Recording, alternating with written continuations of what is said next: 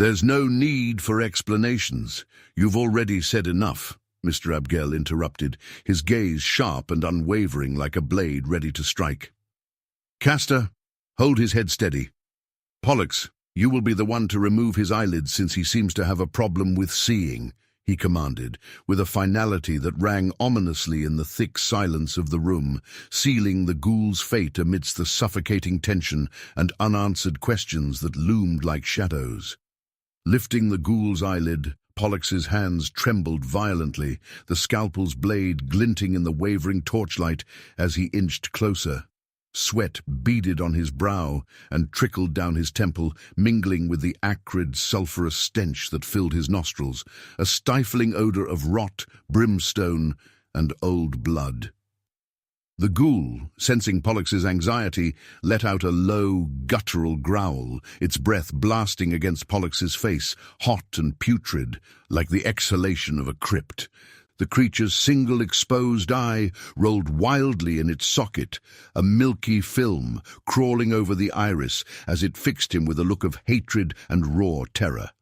Pollux's heart hammered in his chest, and the weight of his task, the ritualistic violence, the ancestral expectation, the looming threat, settled on his shoulders like a shroud, threatening to suffocate him. "You can do this," Mr. Abgel said. "Suppress those emotions. You'll be safe.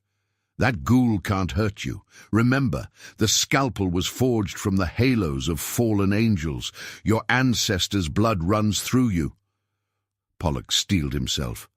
A gigantic scream erupted, reverberating in the stone chamber and rattling the very chains on the walls, as the ghoul endured agony unlike any it had ever known. Blood spattered across the table and Pollux's trembling hands as the scalpel sliced flesh, the sound of tearing skin and muffled sobs mingling with the creature's animalistic howls. The torchlight flickered wildly, casting frantic shadows on the blood-streaked stone. Steeling himself, Pollux forced his emotions into cold obedience, his face a mask of grim determination.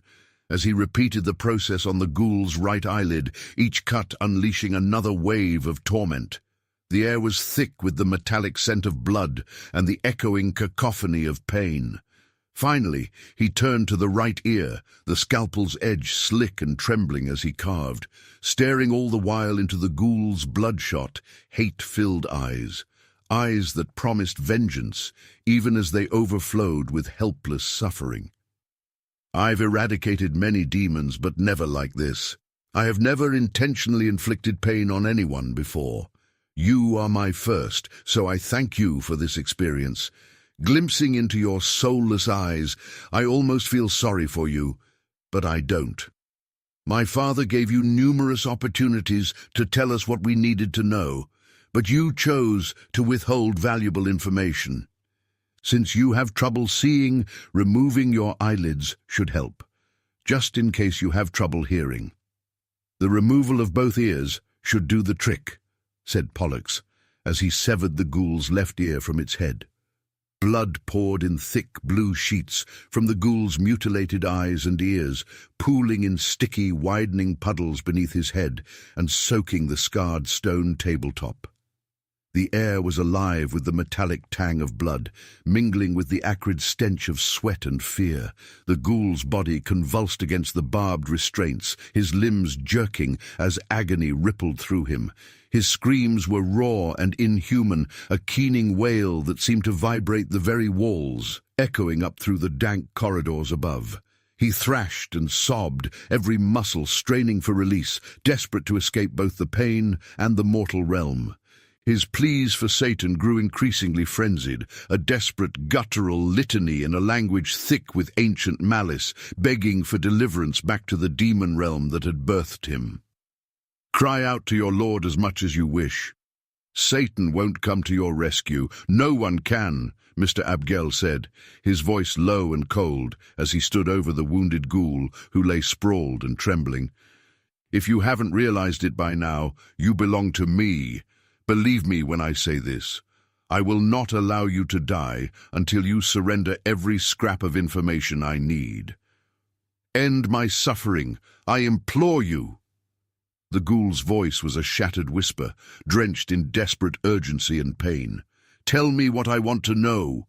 Mr. Abgel's command echoed through the dark chamber. "I can't.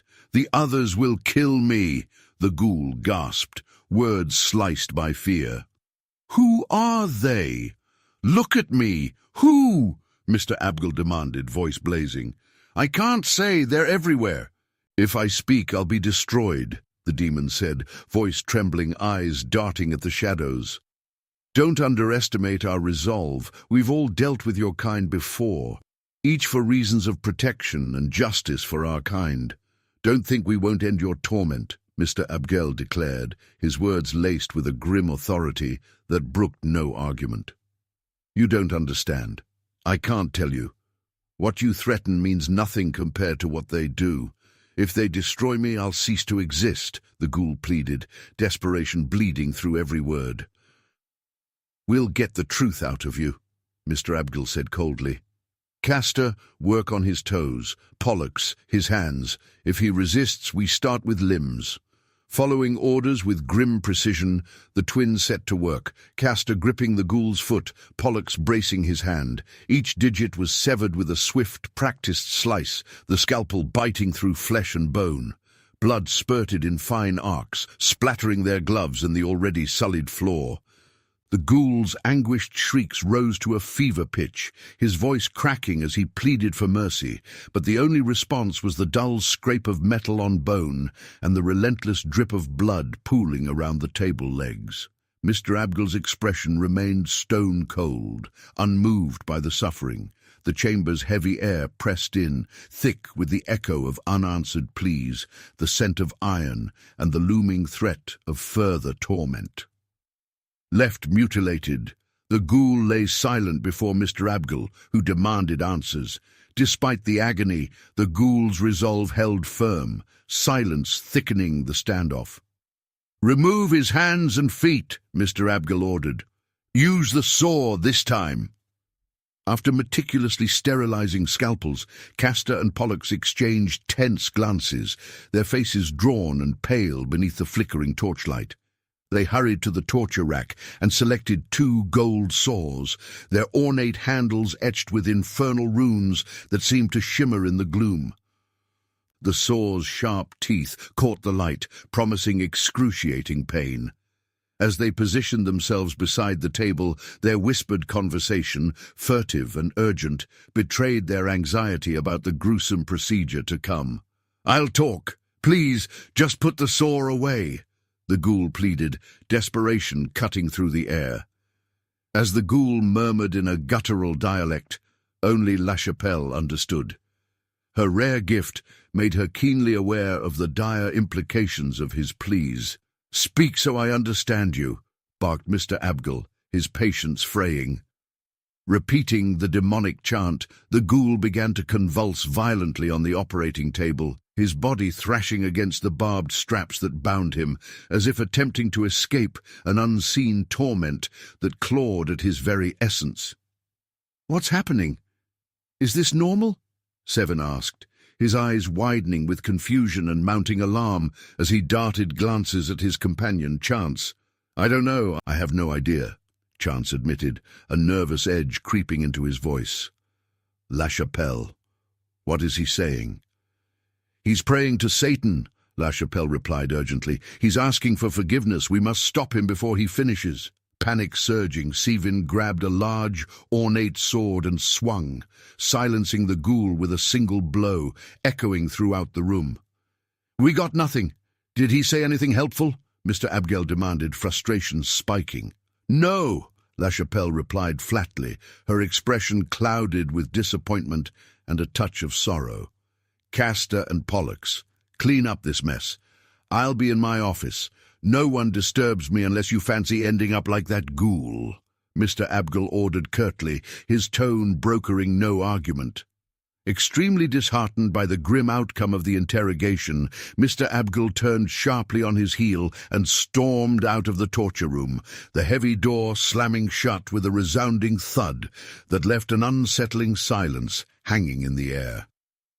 He felt defeated, as if he had been thrust back to square one in a dangerously precarious game he could not afford to lose. "We accomplished nothing," Sevyn lamented. "After tonight I can't go back to work. Detective Knight must know I'm investigating Sevyn's wife's death. He had to be tailing me. I can't go home. There could be a trap." "For now, this funeral home is safest," Chance muttered, dread filling him. "If you're staying, help us clean up," Castor said to Chance, nudging the ghoul's head toward him. "Of course, no problem," Chance said as he picked up the ghoul's head. "Ugly ghoul. Looks like you, Pollux," Chance joked, tossing the head to him. As Pollux was about to throw the ghoul's head into the furnace, the room went quiet, heavy with fear. Pollux's eyes rolled back, and he fell into a trance. A cold wind swept through the crypt, putting out the torches and making shadows flicker on the walls. Suddenly, the ghoul's eyes began to glow in its dead face. Its jaws opened wide, chanting in a harsh ancient language that echoed off the stone. On the slab, the headless corpse strained against its chains, refusing to die. The air grew colder as the chant grew louder, filling the room with a sense of old, hungry evil. "We have to do something." "Castor, help your father," Sevyn called as he ran to Pollux and tried to take the ghoul's head away. But Pollux held on tightly. Time was running out. Sevyn hurried to the torture rack and grabbed a golden sword covered in runes.